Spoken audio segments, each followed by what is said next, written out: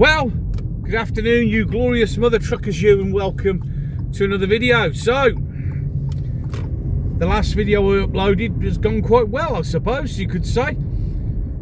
Surprisingly for me, because it's a bit of an odd one, because for months I've been, not all the time, but every now and again, talking about reform and talking about especially Nigel Farage and warning people that he's this and he's that, and every time I've done it I've lost subs and I've had nasty messages and all the usual things. So I did the video which was launched this morning, and I was expecting the usual response, because I've kind of I've got sort of acclimatized to the fact now that a lot of people, and I've mentioned it before, are quite happy with the channel until it stops singing the tune that they don't want to listen to, and then off they trot, which is fine. And I've actually come to accept that now, that my subs will go up and down and random depending on what I'm talking about, because sometimes I'm not doing these things for clicks or likes or subs, or just to go out of my way to upset people, because there's no point in that. What I'm doing is what I always do, and what I've always done with my channel, even when it was back to the Doctor Who days, where it's my opinion. Everything I'm talking about is how I feel about something. I never ask or demand that other people believe it. I don't dictate to people, because everybody's entitled to their own opinions. Everyone's entitled to agree or disagree with whoever they like. And I've always tried to be honest and truthful to that point, that this is what I feel. And after my chat with Freedom Dad, if you haven't watched that stream, you should go and watch that stream. Really good stream. I had a great time. The man is an awesome dude. Absolutely think he's brilliant. And he's right that in reality, a lot of this, in fact, well, an awful lot of this YouTube is part of me coping with things. It gives me a chance to vent off about other things without having to pile extra stress on Mrs. G, and not to have, because I try not to have these discussions about politics and that in front of my children. I don't want to scare them or worry them. So it is a big release for me, and in reality that's what it's always going to be, a big release for me, where I can express my sensations and feelings about things that are going on in the world. So it's took a while for me to get to the position now where I accept that I'm not going to say things that some people are going to agree with, and sometimes, just sometimes, people are going to get really annoyed and angrily unsubscribe, which is fine, and I'm now at peace with that. So when I released this morning's video, I was expecting the usual standard response that I get, which is my loyal followers, my loyal subs, my community agreeing, but not always. There's quite a few people in my community who don't always agree with everything we say, but we're adults in my community. We respect each other's opinions, and we don't force our opinions on each other. We listen and we agree to disagree at times, and that's fine. That's absolutely great. That's what I want. So I was expecting that to, those to be there, and then of course I was expecting the usual drop in subs and the usual tirade of abuse from reform drones, because that's what they always do. And I've had a few, but not that many. Quite surprised really, and we're going to come on to that bit as well. So released the video. I thought I'll leave it for a few hours and check on it and do any responses that I need to do. And then the weirdest thing happened. The fact that my subs started to go up, which is literally the complete opposite of what's happened every time I've done a video. I thought, okay, bit weird. Maybe a couple. That's fine. That's okay. But they just keep going up. Okay. So this has now completely thrown me a curveball, because I wasn't expecting that in the slightest. I wasn't expecting an uptick in subs. And then the comment section, wow.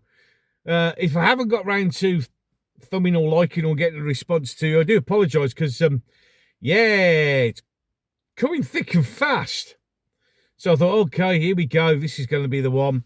This is going to be the one where I'm going to have to sort of, you know, maybe send some people to the playroom for the stickle bricks and, you know, take a lot of flack, which is fine. I get used to taking flack. They always say the flack gets thickest as you get closer to the target, which is fine, you know. And again, it's a process of accepting that. And, you know, it is what it is. Except the vast majority, and I'm talking 99% of the comments, are all agreeing with me, which is a bit disconcerting. Now, don't get me wrong, it's great. But it also shows, and this is what a lot of people in, you know, reforms, upper echelons, etc., and the faithful don't seem to see or don't want to recognise. And that's the fact that since Rupert Lowe's treatment, there has been a seismic shift. I used to do videos where I would get 4 or 5 comments supporting me, you know, agreeing with me, and then a load of ones where I was just being the one who splits the vote and all the usual malarkey. And people like you, why Labour got in, which again is factually incorrect, because Labour got in because, let's be honest, the vast majority of society just didn't bother to vote. And you can try and spin it any other way and all the usual stuff. But to have it that after the way Rupert Lowe's been treated, and the fact that the mists haven't cleared, the mists have cleared, the masks have slipped. People are finally waking up to the fact that the stuff I was saying wasn't based out of some petty dislike of the man or an argument or whatever. It was actually based on the fact that there's something not right about the dude. And that's been proven to be right. But it does show that there is a massive shift away. People have woken up. Now, some people, I mean, you get the usuals. Well, who else then? Well, let's wait and see. There's 4 years to go. But I'm glad in one respect. I mean, don't get me wrong. If reform was reorganised, reform was reformed as such, and things were done to improve it and put it into a better place, then why not reform? If there's an election tomorrow, who will I vote for? At the moment, exactly, and I'm sure there's many people who feel that same way. Because a lot of people go, well, you've got to do this, you've got to vote reform because, well, no. You see, because I don't want to vote for somebody based on pure desperation. I've covered this before and I'll keep saying it, based on pure desperation. I want to go, well, I'll just have to put up with these jokers because they look a little bit better than those jokers. Because that's exactly what we've been doing for the last 30 years, or even probably longer.